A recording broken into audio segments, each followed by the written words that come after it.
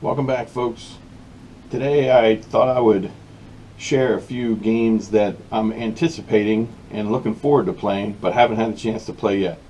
Some people call this their shelf of shame, games that they've acquired or accumulated but have not played. I like to think of it more as the shelf of opportunity. Um, these are games that I've picked up here and there, different places. A lot of times I'll find them bargains or deals on them somewhere, and I'll be like, oh, I'd be willing to give that one a try. Or I've heard really good things about them and just haven't got around to playing them yet. So number 10 on my list is a game called Red Rising.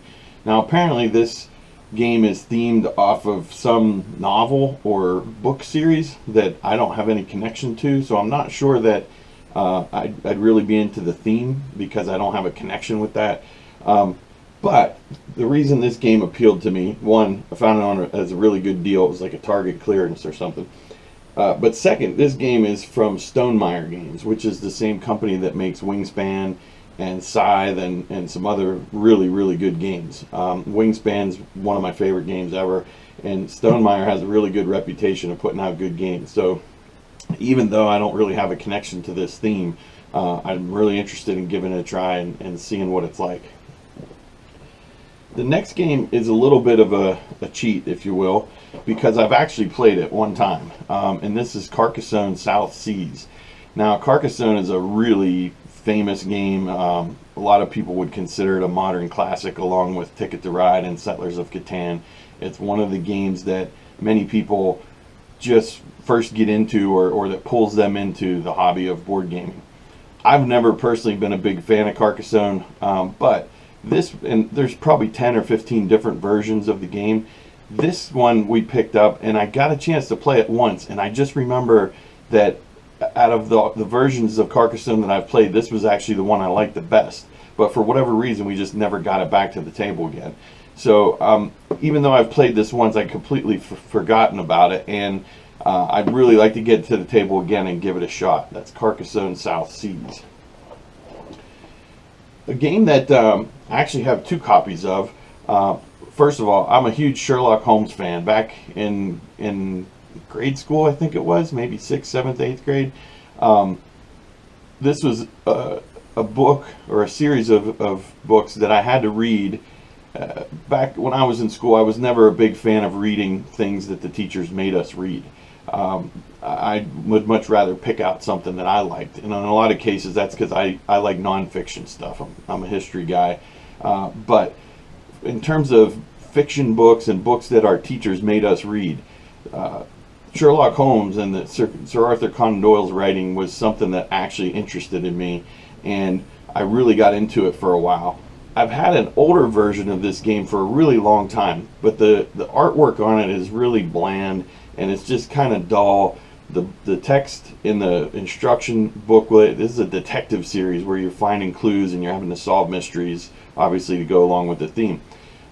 But just the look of it was like blah, and so I never got around to playing it. But somebody gave me this copy as a gift recently, and just it's much more colorful. The production value seems way higher. So this is one that I'm definitely looking forward to playing because I do have a connection with this series of novels and with the Sherlock Holmes story. So I'm really looking forward to playing this.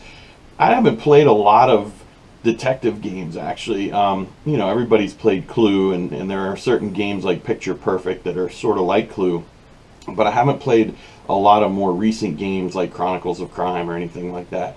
So I'm really looking forward to trying this one and giving it a shot. That's 221B Baker Street.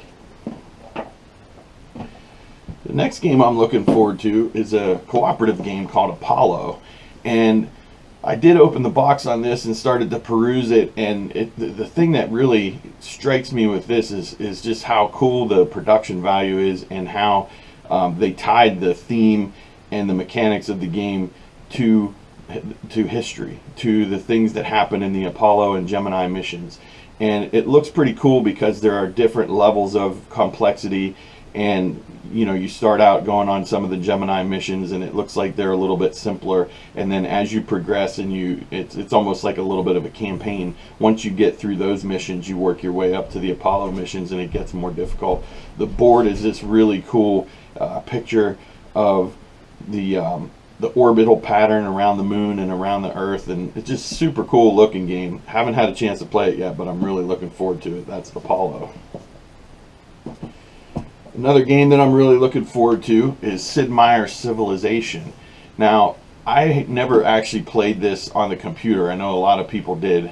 Back in the old days, when I was growing up, Civilization, or Sid Meier's Civ, was like the big computer game that everybody was into. All the geeks that were into computer games were into Sid Meier's Civ. So I never actually got into that, but when I saw it out as a board game, I was like, oh, I've got to try that. I've heard really great things about this game. It looks like it's pretty heavy, and so when I started to dive into the rules a little bit, I was like, set it to the side, and oh man, this is going to take a little bit of effort to figure it out. I picked this up. A buddy of mine actually called me and saw it at a yard sale and was like, hey, do you have this game?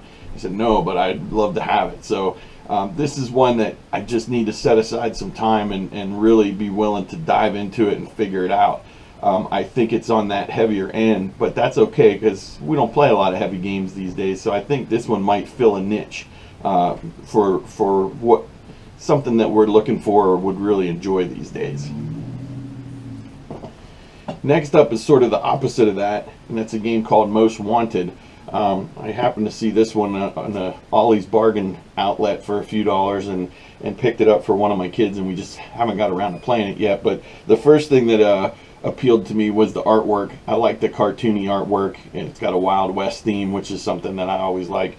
But also the guy who designed this is the guy who designed Wits and Wagers and a few other party games that we really like. So it looks kind of like a silly, really light game, but I got a feeling that we're going to really like this one. That's Most Wanted.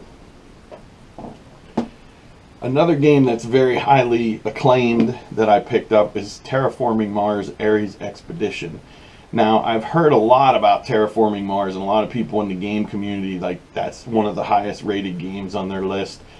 But it sounded a little too deep, a little too complex, a little too heavy for me.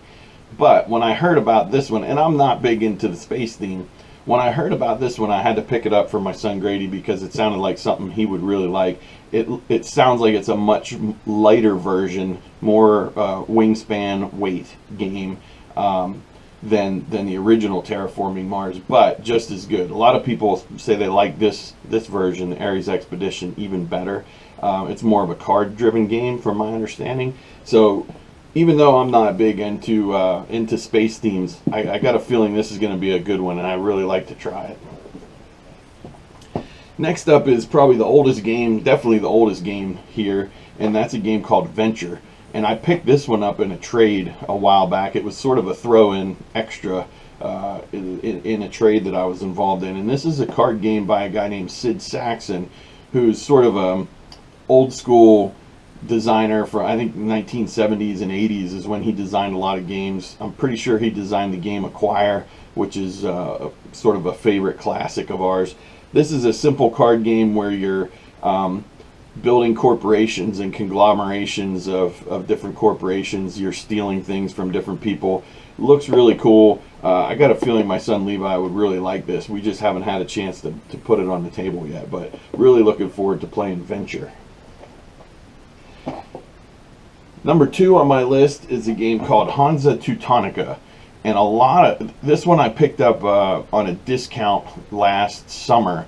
There's a board game website called Game Nerds, and every summer they have this big extravaganza where a lot of their games go on sale for half price.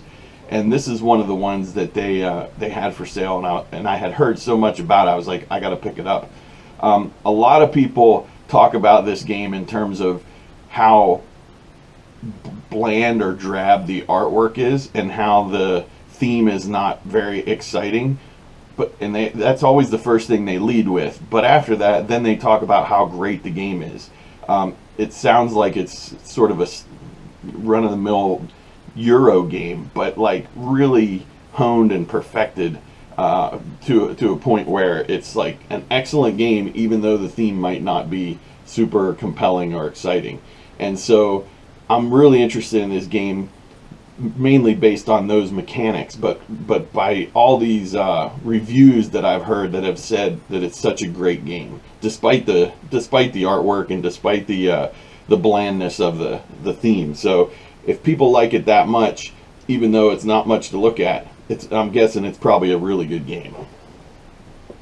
All right, the last game is another game that I picked up on a trade, and that's called Great Western Trail. Now, the thing that appealed to me about this, first of all, was the Western theme, again, because I love that theme. But this is another game that's sort of heavier on the complexity scale. A little bit heavier than Wingspan, maybe not as much as that Sid Meier's Civilization game that I showed and talked about earlier. But this game tends to be a little bit meatier, so I think it's one that me and my older boys would like, and me and my brothers would probably like. They have come out with a newer version of this, so a lot of times you can pick up these older versions. This is the original version. They've also come out with Great Western Trail Argentina, and so a lot of times you can find these older versions. People are upgrading to the new one or looking to get a newer version if they've already played out the old version. But this one appealed to me a lot. You're basically sounds like you're cattle drivers, and there's also a railroad, so you know, westerns, cows, railroads, that's right up my alley in terms of theme. It's another one that I'm going to have to invest a little bit of time in to figure out the rules and just find the right group to play it, because it tends to be a little bit heavier. And so those games aren't always as easy to get to the table, but we tend to really like them once we do get them to the table. So I think Hansa Teutonica, Sid Meier's Civ, Great Western Trail, they all, and even Terraforming Mars, Ares Expedition, all sort of fall into that category. We haven't had a chance to get them to the table yet because they take a little bit more time and investment to get them there. But once we get them to the table, I got a feeling we're going to really like them. So if anybody out there, any of my Elwood friends in our game group have played any of these, if you're willing to teach it, let me know. I'd love to sit down and play and learn it. And if not, I'll do my best to get them to the table and learn something new, and then I'll let you know how it is. Talk to you later.